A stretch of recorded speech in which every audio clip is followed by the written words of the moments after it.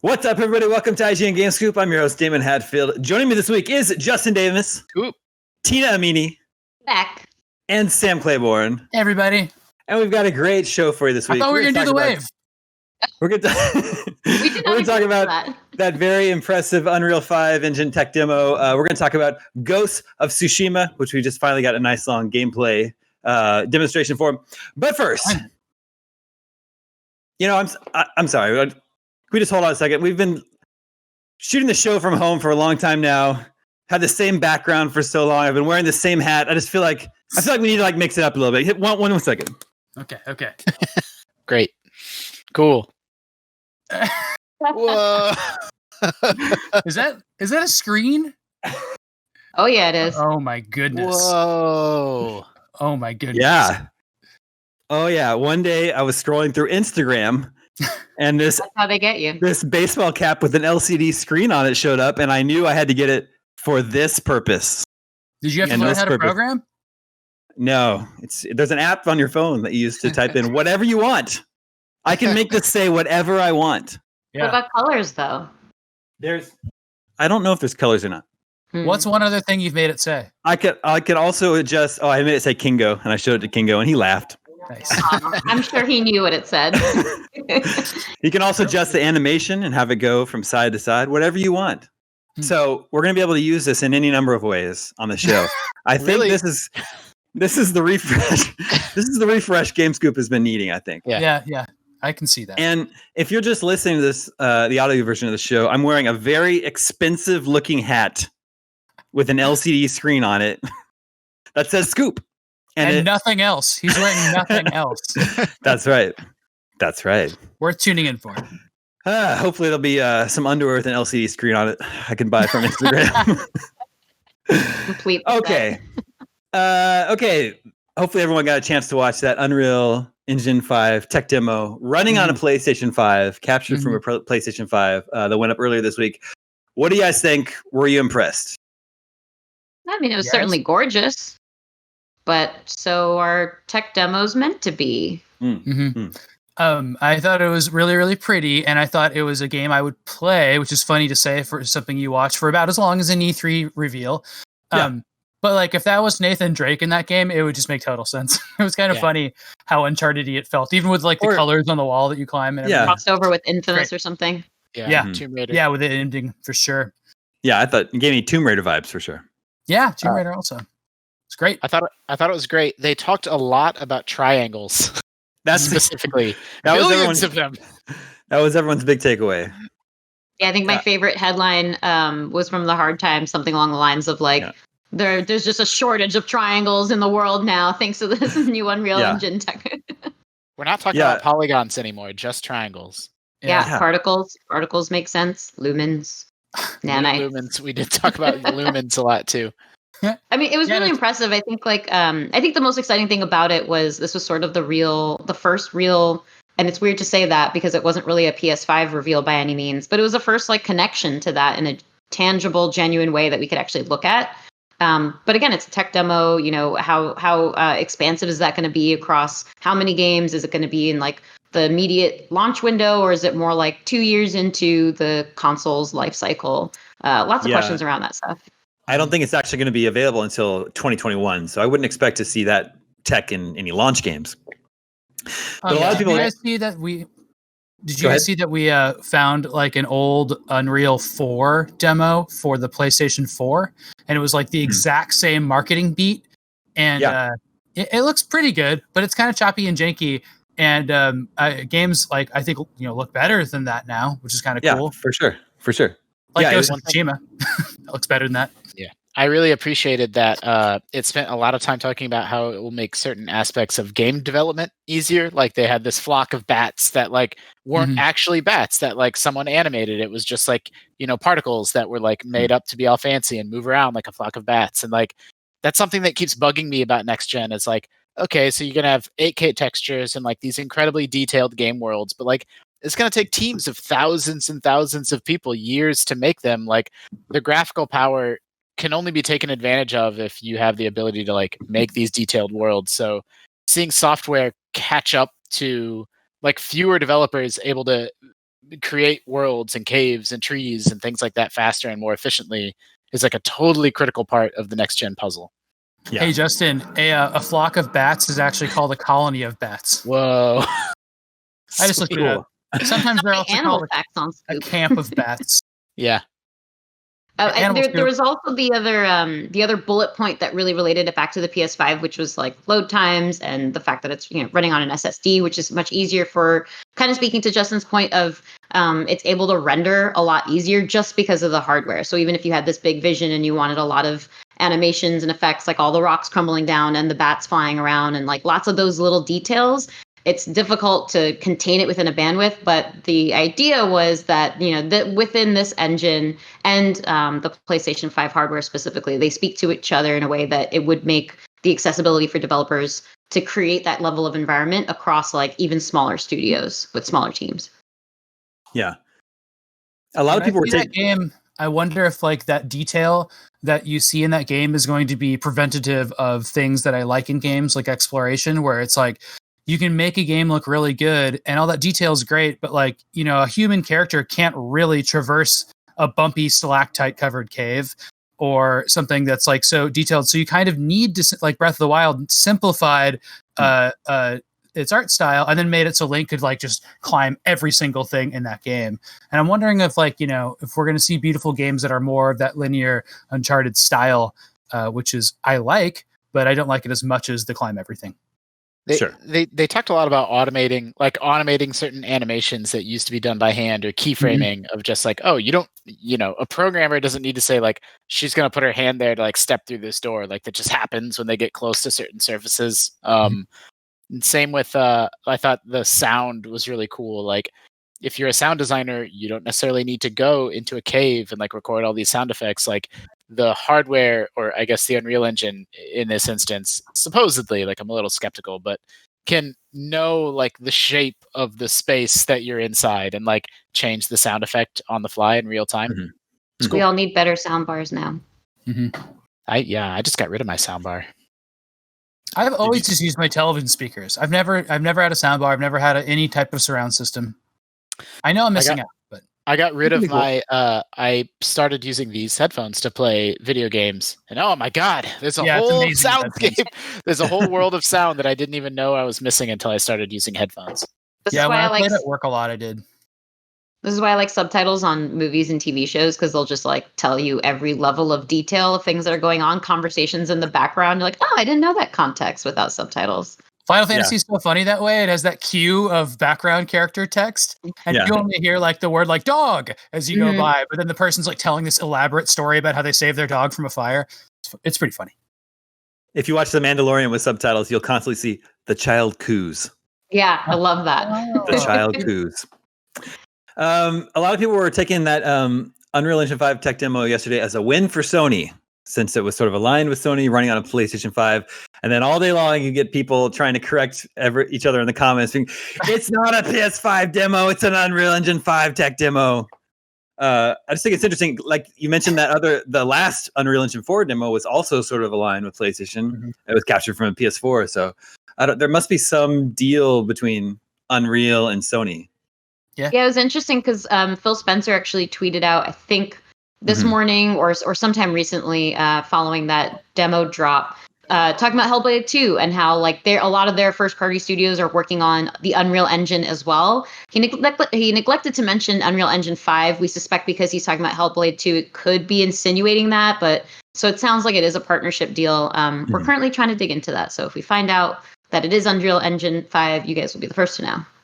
Yeah, maybe even before this episode airs. For fast. Hopefully.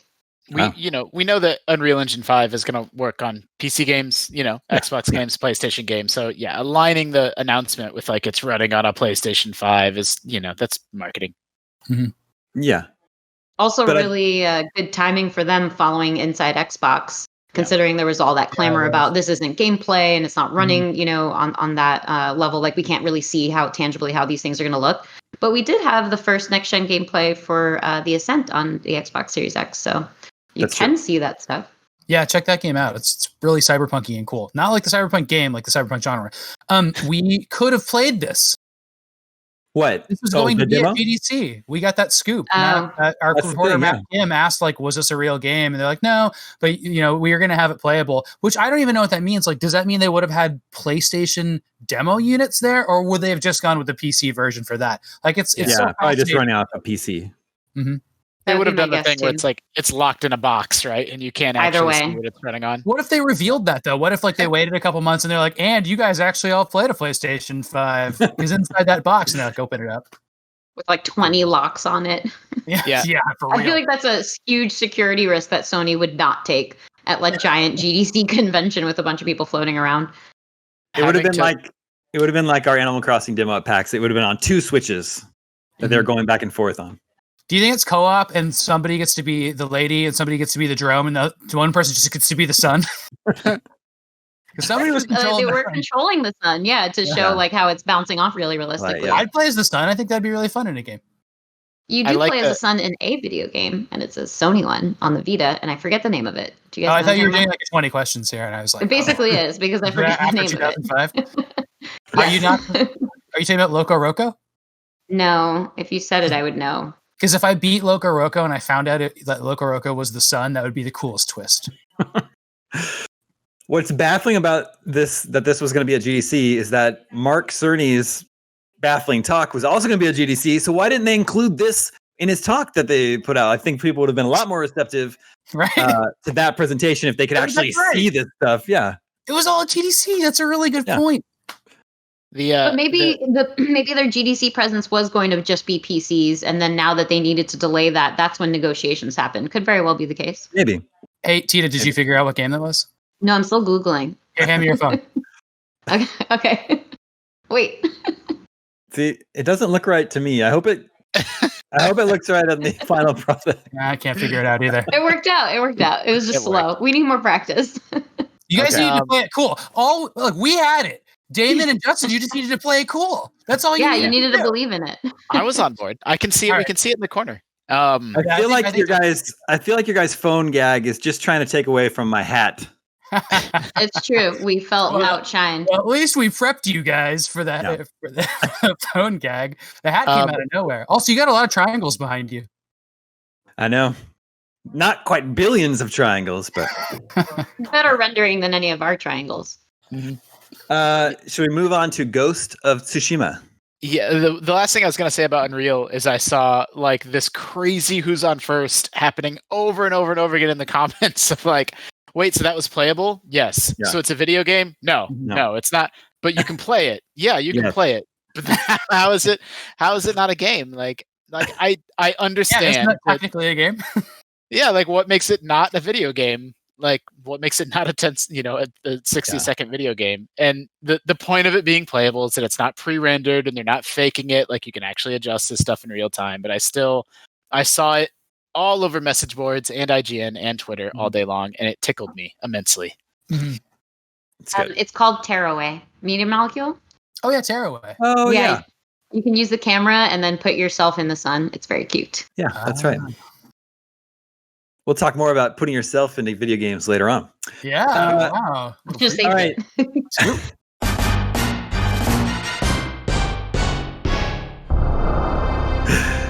Today we got a really nice long gameplay demo of Ghost of Tsushima. And previously on GameScoop, we've talked about how some of you weren't quite sure what to make of this game, didn't know what the game was actually going to play or look like. How are you feeling about it now, Sam? Great. I'm so hyped. So hyped. I mean, they had a whole segment on exploration. Yeah, where you just follow foxes and birds to secret locations. And wind.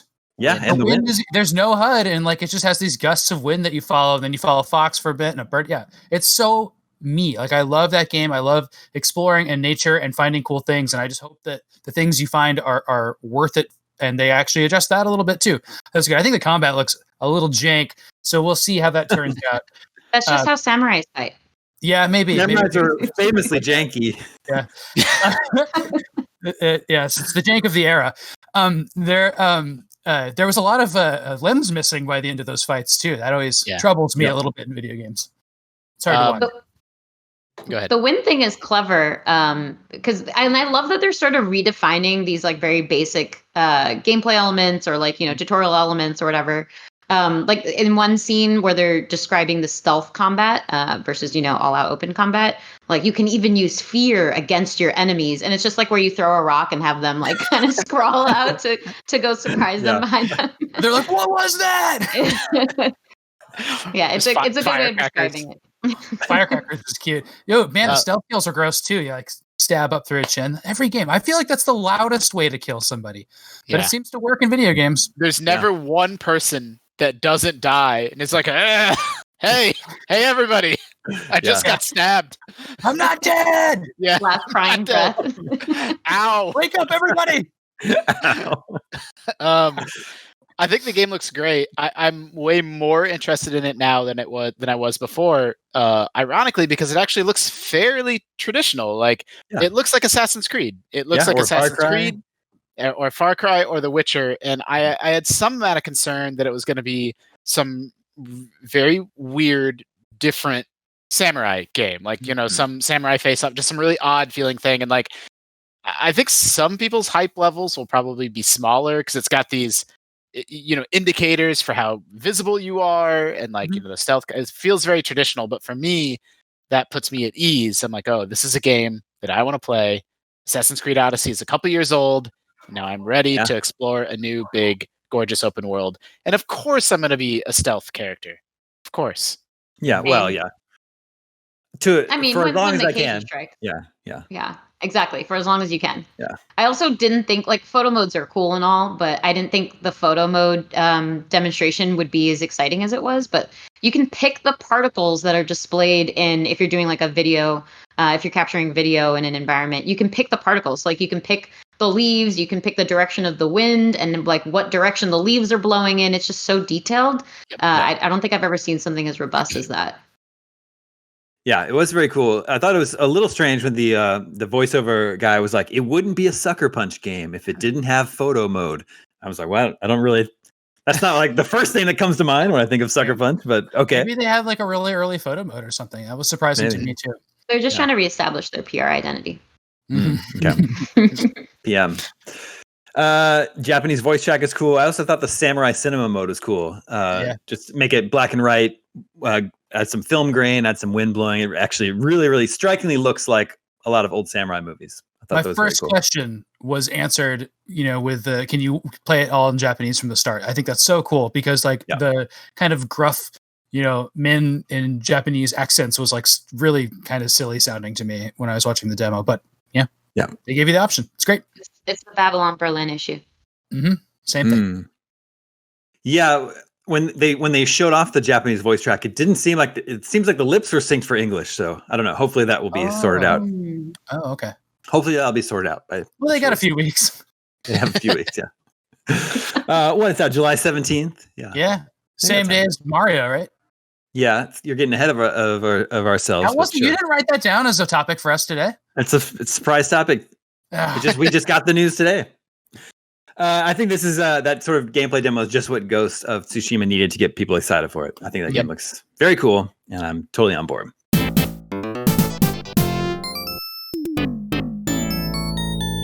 Cool. Okay, we can talk about Paper Mario then, because we just got that news today.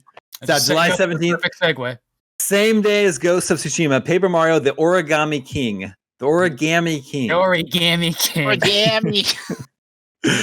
A brand new adventure that has Mario teaming up with his new partner Olivia as they team up with unlikely allies like Bowser and the Toads. I don't know. I would describe the Toads as likely allies. Yeah. What the hell? I mean, I guess you're saving them. You're not allying with them, but this game looks cool. I've actually never played a Paper Mario game. Oh, they're great. None of them. I'm for no reason. I haven't like specifically avoided them. I just haven't. I've played like 30% of a lot of them. I really like Super Paper Mario because it has, action, but it had the same vibe, which is like Paper Mario games have good writing sometimes, and they're kind of funny, and like it's pretty cool. I think they'll knock this one out of the park. They've been on a tear with Paper Mario, except for the Wii U one. People don't. I hope that was pun intended. Yes, I choose to believe it was pun intended. Damon, have you played Mario and Luigi? I played, some of those. Yeah. I think I always just play them for a while and then get sort of burned out on them. Yeah. That's what I do. I like Mario and Luigi a little more than Paper Mario, but they are both excellent. good new style. They needed to change it up. I'm tired of the same Paper Mario, and I think it's cool that they're using these like cool 3D folded versions of the characters that are polygonal and neat. It's really neat. It's a little odd that game is 2 months away, and like we've heard, they're just like, "Hey, we have a brand new, AAA tentpole game. It's coming out in 7 weeks. Here you go." I'm like, "Wow, it's odd." That's so Nintendo. Yeah, and it leaks. Yeah, that's true. That was part of the leak. The leaks from a few weeks ago. Yeah, it was like the leak was saying like, "Oh, there's going to be Mario remakes, and part of this is also a new Paper Mario." So hey. Good start to that, to confirming that rumor. So does this, does this lend credence to the other rumors about like Mario remasters? Not in real news, but it's cool. Well, that and like the leaks were from so many different angles from so many different people. So that's true. Tina, are you a Paper Mario fan? I also haven't played a Paper Mario, but looks cute as hell, and I like Peach's little penguin walk. Yeah, it's great. I love seeing the Princess Peach castle here, and then also I just like get so stressed out seeing all that fire around all that paper. Yeah. The games are full of just puns and visual gags about characters being 2-dimensional, so they're like turning sideways and like sliding through spaces, and like it never gets old. It's like it's a joke that carries you through the whole game. It's great. And then I don't know if you guys watched the trailer to the end, but Mario gets a little Samus helmet at the end. Yeah, it's great. Pretty good. They're not afraid to. The Mario RPGs have always. Sam's right. They've always had very good writing, and they're not afraid to just sort of like lampshade absurd Nintendo stuff and like celebrate it in an interesting way. All the way back to Mario RPG, they've done that. So they're great. There's so much going on in this trailer. Like I stopped it and watched it a few times and slowed it down, and just like it's a huge, cool looking game from just this little trailer. It's the next big Nintendo exclusive that we know of, and they just sort of casually announced it this morning. I think that's all we know of for this year, right? As of right now, yeah. Oh wait, here we're gonna see the Samus helmet after this long splash screen. Who is the Origami King? Is it Bowser? Ooh, no. There it is. So weird. It's great. Do you say that's it? Yeah, that's it. There's Donkey Kong there too. I know. Oh, I know. Already part of the extended Mario universe, though. Or is Mario part of the Donkey Kong universe? So it's that or Ghosts of Tsushima. Same day. It's so good to have a game for Switch at the same day as a big AAA game, because I totally play them both. That's like the best case scenario, is that I'm playing a lot in my living room, and then I go and like lie somewhere else in the house, or sit somewhere else, or go outside and play for a little bit, which I've actually been doing with Switch, and it looks pretty good. I can sit outside in the sun and play Switch. I'm shocked. Never would have thought to do that. Okay, moving on. We also finally found out, got confirmation, the long rumored Tony Hawk 1 and 2 remasters were confirmed this week. And that is out September 4th, the same day as Avengers. Ooh. There's a lot of head-to-heads happening this summer. Yeah, I know. That one. Good thing we have plenty of time at home to just sit and play video games. No kidding. Yeah. September.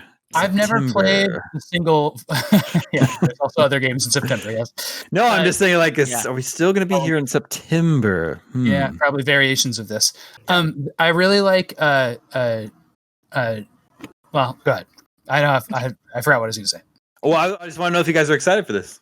I just got bummed about September. Oh yeah, I never played the single player versions of Tony Hawk 1 and 2. I just went to friends' houses and they kicked my butt in it.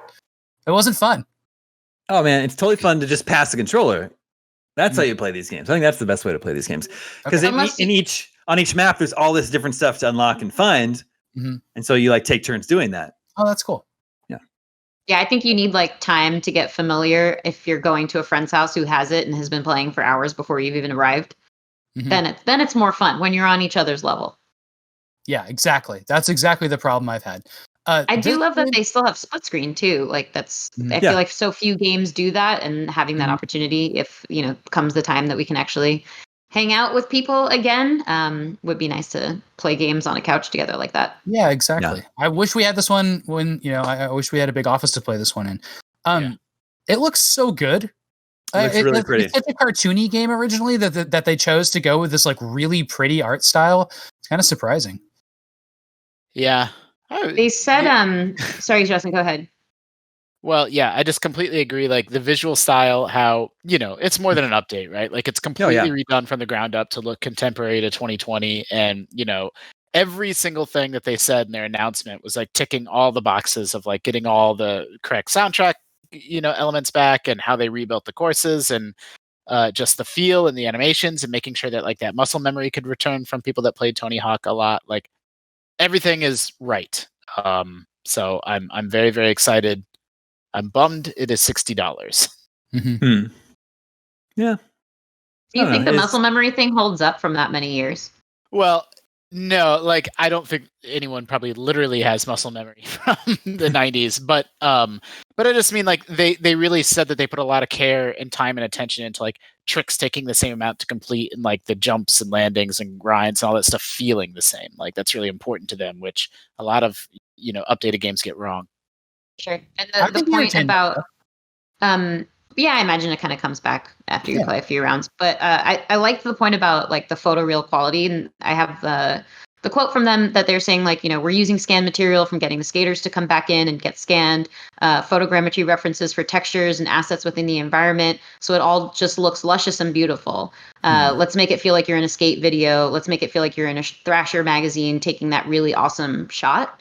And it was like a really interesting point, because I also remember Phil Spencer talking about how, like, I think he said 20 games in 2021 would start to be impacted by COVID, because you wouldn't be able to scan people in and do a lot of like motion capture. So like, how are you supposed to start to develop that photoreal look? So maybe this is the last game that got it in. Yeah, there's not going to be a lot of location shooting going on for a while for games. Yeah, exactly. That's why the Hollywood world has been so much more impacted so earlier on in the phase of this thing. Yeah, Phil also mentioned like game audio has been set back. Like if you're going to have an orchestral score for your game, like symphonies aren't getting together in a room together anytime soon. So yeah, for sure. Bummer. I was always, and I know that this is an unpopular opinion, but Tony Hawk 4 is my Tony Hawk game of choice. And so I hope that 1 and 2 succeeds, and then we get 3 and 4 after, because that's the one that like I personally have nostalgia for, and that's the one that had the Alcatraz stage, and like to me that's the best one. Although I'm aware that that's not a commonly held opinion. I can't play these games without a plastic skateboard with no wheels. What a mess! It was full of technology. I never played 4, but this series, I think up through 4, it was one of the most consistently high-rated series on IGN. Every single one has above a 9.0. They're like 9.1, 9.2, 9.5. They're all were really, really high-scoring games. Wow. I played 1 and 2. My memory is that I played them in college. I had a job delivering the campus mail. I worked in the mailroom, and then I worked with a good friend of mine. And we had a little pickup truck, and we were allowed to drive the truck anywhere on campus, even on the grass. Whoa. So we would drive the truck around, delivering the mail. And after we made our rounds, we'd come back to the mailroom, and we played Tony Hawk. And we just passed the controller back and forth until we had to go out again. And so on the first day, your boss is giving you a lecture. He's like, now remember, you're a mailman now. You can drive anywhere you want. And then you were like, oh, even on the grass? And he was like, even on the grass. And your buddy turned to each other like, yeah. Yeah, we called ourselves the Campus Males. And we had a great time playing. We played both Tony Hawk 1 and 2 that way. And then I played Tony Hawk 3 on GameCube because I got it at launch. It was like one of the launch games that I got. It was good. Do you realize there was probably somebody driving that truck around until like, mid-February this year, having the best time of their lives? It was a great in the winter, actually. Wasn't it terrible in the winter? It was a great job to have in college. I think I started in like February, and then I only kept it through that summer. So I missed most of the harsh weather that time. Smart. That's really smart. Did you know when you were living it that you're like, oh man, this is one of those moments that's gonna like, I'm really living it right now? I knew I had a good job. That until after. No, I knew I had a good job at the time. I had a good, easy job with my friend. I could drive on the grass. You're still riding the high of meeting John Romero at New Year's. Yeah, exactly. Yeah. That's when you peaked. Yep, that was my peak. It was all downhill from there. Oh, are you kidding me? I think the hat was the peak today. Yeah, this is a new peak. Yeah. There are peaks and valleys in life. This hat is a new peak. speaking of peak, Kingo is 9 months old today. Oh, wow. It's crazy. Just like that. I just wanted to point out, when people were reporting on the Tony Hawk 1 and 2 remaster, literally no outlet mentioned that they've done this before. There was Tony Hawk Pro Skater HD in 2012. And I think everyone just completely forgot about it.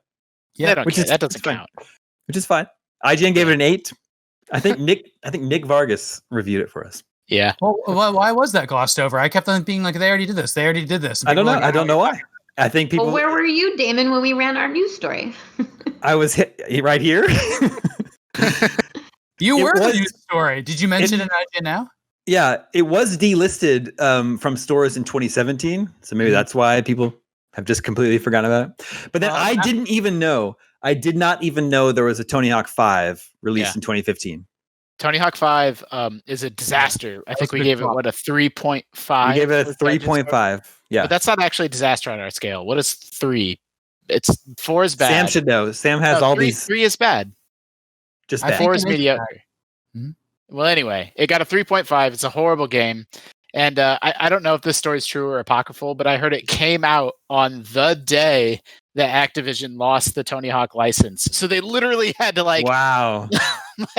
The game had to launch. And I remember it had some, the patch that came out on day one was, and I'm speaking from memory here, but I think it was bigger than the data on the game disc itself. And the game disc only had one level on it, and the whole game was patched in because they needed every single moment up until the game's launch to Was this not Activision?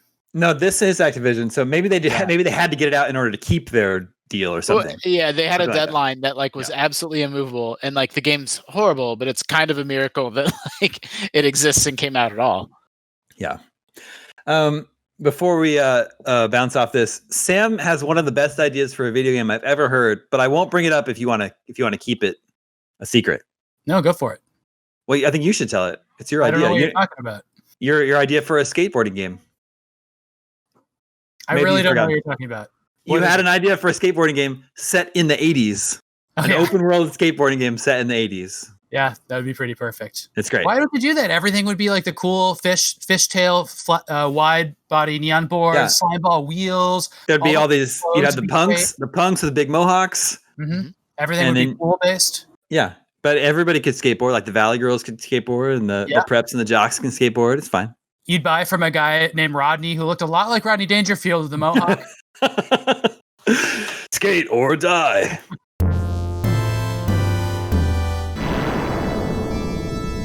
Okay, let's share what we've been playing. I'll go first. Still playing Final Fantasy 9. I'm in Chapter 9, and I was talking to Sam about this. 7. Final Fantasy 7, yes. I was tempted to bounce off it. That section with Cloud and Aerith goes on forever, and I didn't care about helping those kids. And then them kids. The combat was starting to get frustrating. I don't like that you can't do anything when you start combat. You can't use an item, can't cast a spell, waiting for your gauges to fill. Then when they finally fill, you have to heal yourself. And I don't know. It's if you get interrupted, whatever you did is just wasted. And now you have to wait again for your gauges to fill. But anyway, I played again last night for a couple hours and I'm back on board. I was having fun. So I'm going to stick with that for a while. Where'd you get to? I'm in Chapter 9. You're about to enter the highlight of the game. You're right there. We're going back to Sector 7. Yeah. Okay. Yeah. We did all the puzzles. We have to move the arms and lift up the crates. You're right there. So when you play the next time you play, you'll be at the best part of the game. Okay, I'll play it tonight. You could always, if you haven't gotten the first strike materia, that helps with at least one of your combat issues. Although I often use it for in combination with the assess materia also. But assess you can do whatever with it. Yeah. Can you buy first strike at a store, or do you have to find it somewhere? I don't even know. I'll tell you what you do. This is what you do. Okay. You go to the walkthrough page of our wiki, and then in each chapter it says which chapter. In the chapter it'll say which material is available. That's all it is. Just the link to the chapter and what material is in it. It's super convenient. Check that out. Did you just let me IGN wiki that for you, Damon? Yeah, but I also gave Damon the first strike tip. Too, I was well, it clearly didn't stick. He just doesn't have it, and I don't know. I don't have it. That's fair. Anyway, are you guys still playing? Oh, yeah. I finished it. Whoa! I burned through. Really excited to talk about the ending when you guys get there. I'll talk. Really interesting. Yeah, I'm fully spoiled on the ending, so I'll talk to you about it. Aw, that's a bummer that you got spoiled. Can you just tell us, are you thumbs up or thumbs down? I hadn't played the original, and I definitely immediately, when I put the controller down, I immediately Googled for like our ending explained, and read that, and it was a lot more comprehensive at that point. And I was like, okay, I see how these things intersected, and that's an interesting route to take the ending of a game to a remake, and that's all I'll say so that I don't spoil it. But generally, yeah, thumbs up. There were some like really aggravating bosses. I'll admit that I dropped down to easy, and that's why I burned through. But it made it a little bit like breezier and more enjoyable, less labor intensive. Sorry, from what everybody. I understand, you actually got through the hardest bosses before you did that. You just like after that you changed. Yeah, it was towards the end. I just I wanted to burn through the story. It was the weekend. I finally had time to play, and I didn't want to stretch it out too much longer. I was stuck on some of those same bosses, and there's some really hard battles in that game, but I wanted that at the time. And then I know at some point I'm just going to want to see the end, but I think I'm going to be able to get through it. We'll see. I think it's a completely appropriate game to bump down to easy. Well, I mean, any game is an appropriate game to play whatever difficulty you want, but like Final Fantasy VII in particular, the fights go on forever. Like, even if you're like really skilled at the game, the boss fights just take forever. So it's like that game in particular, like just bumping it down to get through the story, like feels very like fair. And you unlock a mode in the end where you can hop into any chapter and play it on hard mode, and that's like the big incentive to go back and do those battles. So like you might as well just do that. Although I noticed, and I brought this up to Sam, that you can actually skip the motorcycle levels, the mini games. Yeah. when you finish the game. When you go back. Okay, good. Well, yeah, but I also think they patched it in. I think that was in the patch that came out, whenever, a couple weeks ago. Oh, so now if you play it, you don't have to do the motorcycle. Well, I don't know about the very first time through. I don't know, but they changed something about those motorcycle segments. Boy, they did that with Final Fantasy 15 a lot. They just did so much tweaking afterwards to make it a better game. Yeah. So Sam, what chapter are you on? I must be on. I'm on the big side questy one, which I think is 14, but I might be in 15 now. Okay. And Justin, you're still playing? No. No. I didn't make the decision to stop playing. It's the same thing I said last week. I just stopped Succession playing. Yeah, I'm just watching a lot of Succession. Oh, I got to I don't even want to say anything about Succession. I got to the crazy part of season 2. I saw you tweet that, and I don't remember what that was, because to me the ending of season 1 is so much crazier, but I don't remember what. Kendall does a thing at his dad's memorial, like not memorial, but his dad, like they're celebrating his dad in Scotland, and Kendall does a thing there that's just completely insane. I even know. Just. Okay, I know it is, but I mean, I just thought that was funny. Anyway, we'll talk. That was a big turning point in the story. Yeah. the game I'm playing is Picross. Still, there you go. There you go. It has color Picross in it, which is completely breaking my brain, because it's like a different. Like, I've played a lot of Picross, and when I play it, I'm like playing on automatic. Like, my brain turns off, and I'm just filling in the puzzle. But color Picross changes the rules just enough that it's like it completely flips me on my head, and it's a really, really cool addition to the games. I also saw in the comments on YouTube that some people had started watching Babylon Berlin on our suggestion, and that's great. I want more and more people to watch that show. And I think at least Justin has seen this. Maybe we've been watching What We Do in the Shadows. I just started it. I'm on episode 4 of the first season, and I love it. It's so good. It's so good. It is one of my favorite. It's like people totally sleep on it, and I think it's actually is picking up buzz now. But it's on Hulu. Watch it. It's amazing. I'm watching it on Hulu, and the episodes are like 22 minutes long, so you just fly through it. But I'm already on like mid rewatch of Never Have I Ever, which is like the best show I've seen this year. It's so good. I have to shout out one more show. This is it's Stream Scoop now. Yeah. Middleditch and Schwartz. I watched the first episode. It was so funny. Yes. I think it's like. I think it's the hardest I've laughed at anything since I Think You Should Leave. Awesome. Yeah, you'd like that one too, Sam. It's very, very funny. Check that out. I've been hearing great things. It's an improv show. It's great. Watch Never Have I Ever. It's like Booksmart, the series. It's so good. The girl from Booksmart is in What We Do in the Shadows. Mm-hmm. Yes. Mm-hmm. I just heard her on NPR. She's very funny. I think that's Jonah Hill's sister. Yeah, it is. Oh, wow.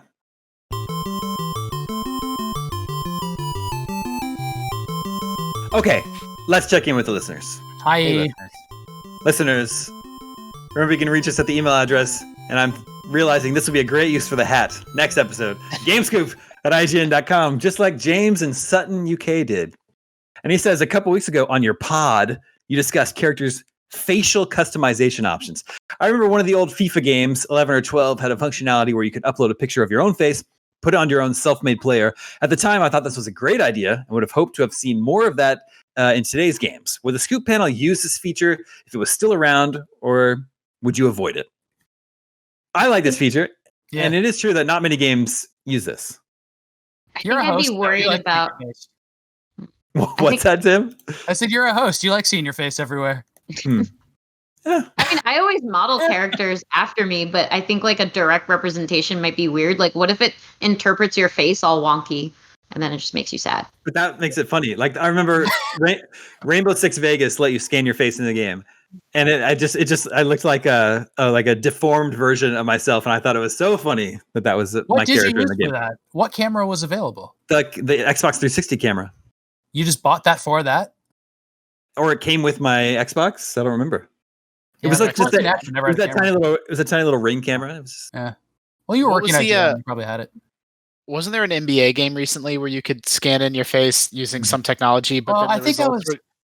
They just turned you into like monsters. Like it was horrible and didn't work. There's some history behind this, which is really funny. That technology was around, and they were going to use it in this game, and it's a really cool game that ended up being the game Journey, which is an arcade game based on the band Journey. Don't Stop Believing.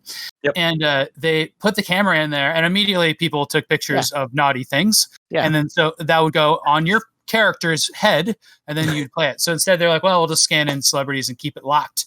So they didn't use it.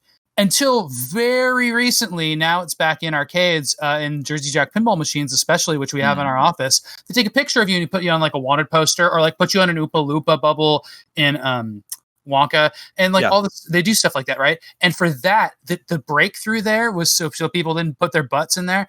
Was no matter what you do, no matter what you're doing while you're playing that game, it finds a time where it just sees your face, and then it uses that one. It doesn't tell you when it's happening. It doesn't do anything like that. It just finds a face, like using, technology. Pretty fun. Later, you find out they're storing a database somewhere with everyone's faces and their, email or whatever handles, and then they get broken into, and all that. Jersey Jack Pinball is like being funded by the NSA now to get a face database. But remember, it's mostly butts. And it's always watching.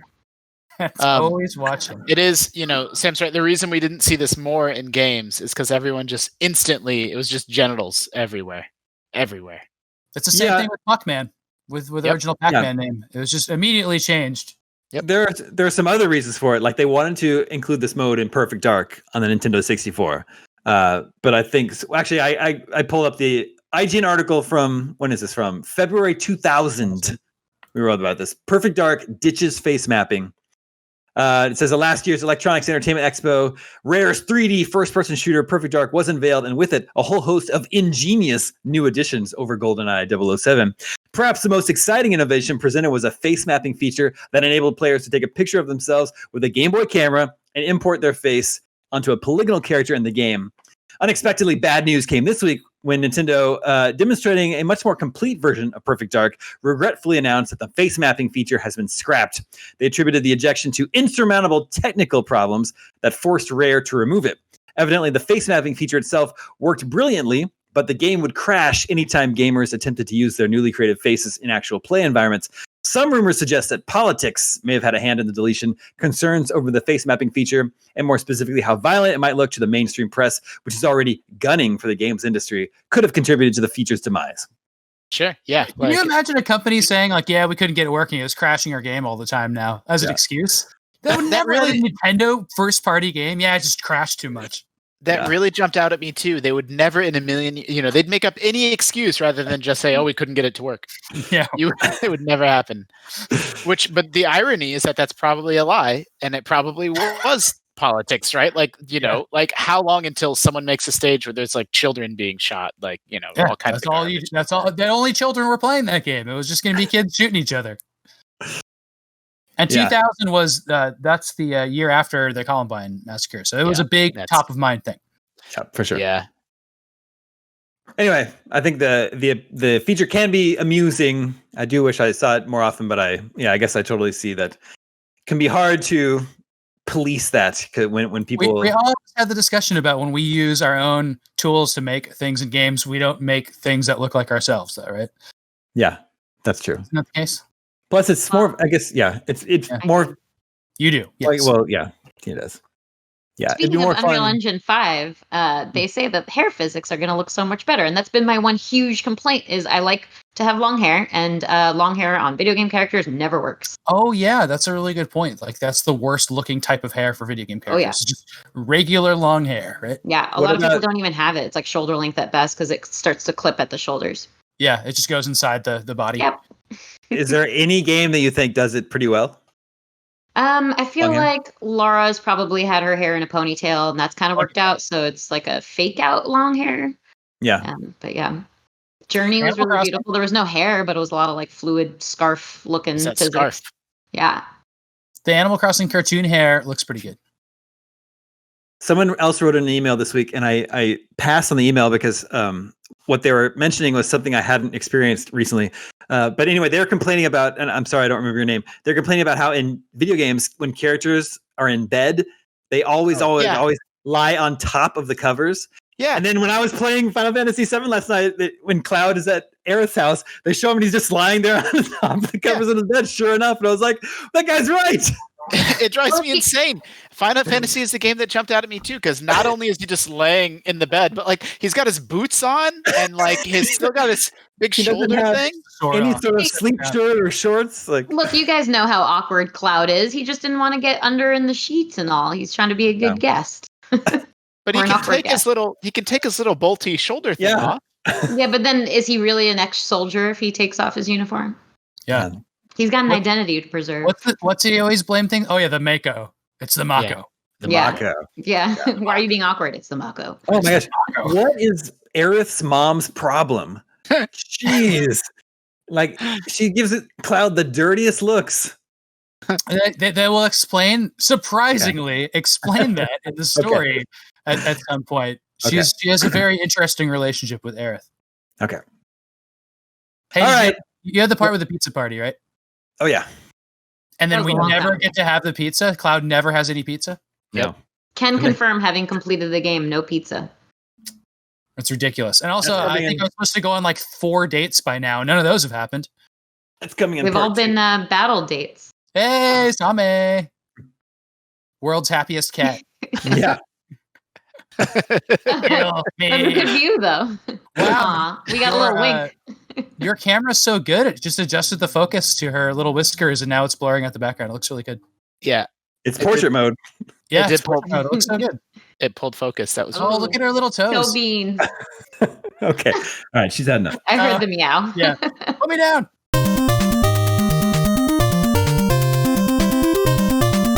That brings us to video game 20 questions. Our suggestion this week comes from Joe Big Smirk Smirker, and he wants to make things interesting.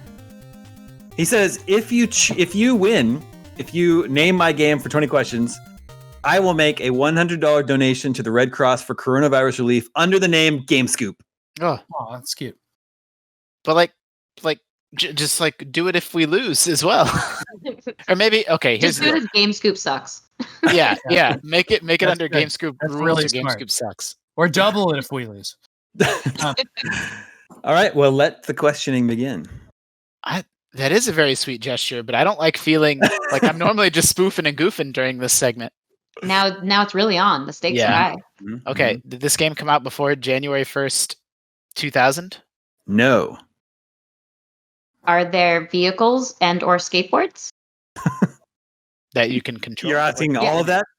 Yeah. Well, I'm counting skateboards as a vehicle, of course. There are vehicles.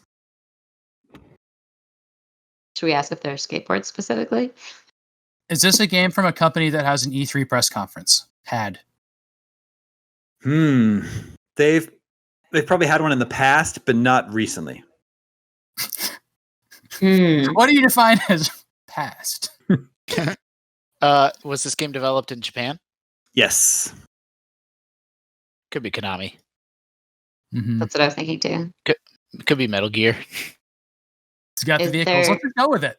Is there sneaking / stealth in this game? No. That's 5. unlikely to be Metal Gear. Changed so fast. Was this game available on a Nintendo console? Yes. Okay. Is it? You go.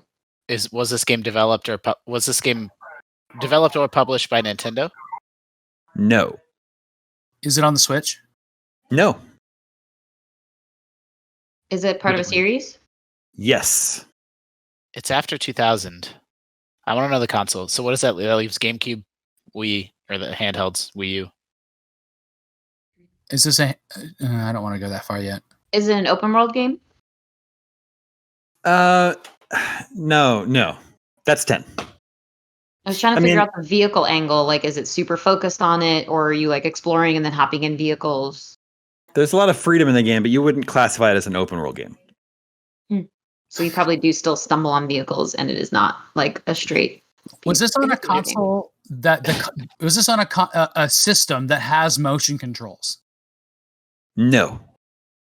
Okay, so it's not DS3. It's not 3DS. It's not Wii or Wii U. It has to be GameCube, Game Boy Advance, or DS. Was this game released on the GameCube? Yes. Oh, that makes it so much easier. The library's tiny. And it was developed in Japan. It was made in Japan. Could be. I don't know if Capcom ever had E3 press conferences, but maybe at some point in their history. The vehicles is kind of weird. At the time this game came out, was it exclusive to the GameCube? No. It's not one of the Capcom 5. So Sam, it's cool. Are you cheating? Are you cheating? No. Okay. I can hear Tina take my phone. Wait. No, it's not you down there. There.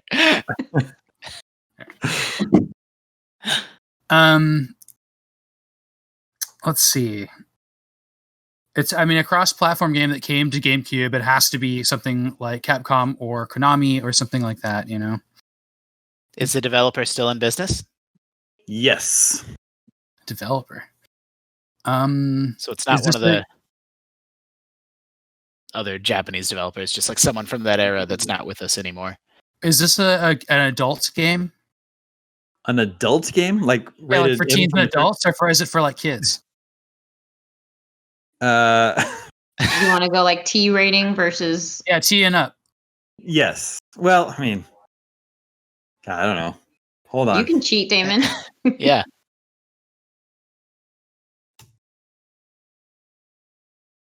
Let's see. See what he's typing. See, where's this? Yeah. Let me see Look the at his keyboard. eyes. Hey, Damon, hold on. Was this well received? That's your question. Yes, that's 15. 15. Yep. You're looking at probably like a T rated game.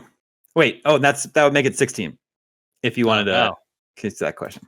No, we don't want to ask that one. Yeah, forget about it. That puts you at 16. T rated game. Oh man. Not open world, but you have a lot of freedom. Made in Japan. Developers still around. Freedom and vehicles part of this. Probably used to have E3 press conferences. It was on the GameCube, but not exclusively. What if it's a skateboarding game? And it's part. No, because yeah. You know what? It could be a Jet Grind Radio or whatever the Jet Set Radio feature. Yeah. That would have come out at the same time on another system too, Dreamcast. Yeah. Well, yeah. It's kind of open-y too. I mean, Crazy Taxi is also. Could be Crazy Taxi. It could totally be Crazy Taxi. Now that I'm stuck on Sega. Should we ask if it's a Sega game? I don't know. Is this a Sega game? Yes. Okay. What's the smartest way? I mean, those. So Crazy Taxi was an arcade game. Like, is that helpful? Is it? Was this a port of an arcade game? No. So it could be. I mean, it could be Jet. I don't know anything about that Jet series. Now you got me because they're on Dreamcast. I forget which one's which. I think Jet Set Radio Future, and I'm also not sure. Like I think that game might have been only on Xbox. I don't really know. Yeah, The semi-open stuff precludes things like there's the monkey balls. Yeah. Sonic games. There's a racing Sonic stuff. Yeah. Vehicles. Yeah, not all the way back then, I don't think. Mm-hmm. Maybe. Received well. That game had like the jet set that was like cell shading, right? Like a cartoony cell shaded style. I don't know. Not quite like Borderlands. If we want to get specific with it, we could ask about spray painting mechanics, but then that would kind of burn a question without helping inform it against a different game. We can ask about if is it about violence. Like, is this a violent? Because that game's definitely not violent. Right? Yeah, but you did the rating thing already. No, we didn't. We didn't use the question. Yeah, you did.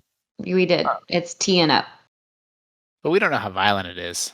Hey, does the soundtrack matter in that game? In Jet Set. Is this game known for having a baller soundtrack? I don't think so. Then nope. Is it Taiko Drum Master? Damn, Sega game. We can totally get this. Yeah, we can get it. You're down to your last question. Just remember, like, you know this is on GameCube, but you don't associate it with that. It doesn't mean that it like originally was released on GameCube. Yeah, I mean it's Sonic Adventure or something, right? Yeah. If it's Billy Hatcher, I'm gonna be so mad. That's the joke every time. It might be Billy Hatcher. Is there? I don't know. That was a GameCube exclusive. Yeah, you're right. It was. Okay. Yeah. It's probably like Sonic Adventure 2 or something like that. What are the other big Sega franchises that just kind of exist? Is Panzer Dragoon, Sonic. What's still coming out from Sega? That's a good question, man. There's also RPGs. The Yakuza series. Yakuza. Sonic, of course. I think we should guess Sonic Adventure 2. Is there a vehicle in it? Well, we still have a question before I guess. No. This is it. Oh boy. Yeah. And that's the Sonic to go with? Is there a racing Sonic game? We wouldn't know the name of it. I don't think. So I'm going to be so mad if I'm wrong. I don't think Sonic Racing had started that far back. I think they're more current than that.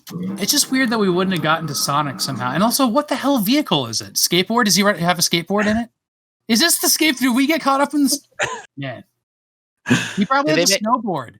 Wait, isn't there a snowboarding Sega game? I don't know, man. All right, let's just do Sonic Adventure 2. We don't know what it is. Yeah. Is this Sonic Adventure 2? No, it's not. Oh. But it was developed by Sonic Team. Oh, no. What did they make? It was Phantasy Star Online. Oh, well, God. I just said that. Oh my gosh. No, you didn't say that. You said they had those RPGs. Oh, I thought I was only thinking of Phantasy Star. Came to Dreamcast in 2001, GameCube in 2002, Xbox in 2003. Mm-hmm. Here's a good news, though. What was his name? Joe Big Smart Smuggler said, if you lose, he'll donate $50. Okay. To the Red Cross in the name of GameScoop. Fair. It's terrible. That game does have a baller ass soundtrack, by the way. I don't know how much reputation it has for it. It's really it's one of the best, but I don't know if that's like broken that's through. $60 right there. At least $60 right there. A little different with like licensed music, I guess, is the connotation there. Yeah. Like a Tony Hawk kind of reputation. GTA.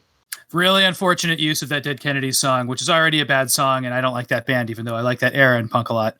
But what are you? A lot of ironic. There's a lot of ironic lyrics in it that, when you play them straightforward, it sounds really bad in the Tony Hawk trailer. I think Phantasy Star Online was the first online console game because the Dreamcast shipped with a modem inside it, right? Yes, it had a modem that attached to the outside of the GameCube. Okay. I have to go. Oh, yeah. Okay. Justin can go and we'll all go. That's all the scoops we have for you this week. Remember, you can always reach us at the email address, gamescoop@ign.com. Thank you, Justin. Thank you, Tina. Thank you, Sam. Thank you, Borba, behind the scenes. Everybody, stay safe, and we'll see you next week. My name is Damon, IGN GameScoop, and we're out. The hat.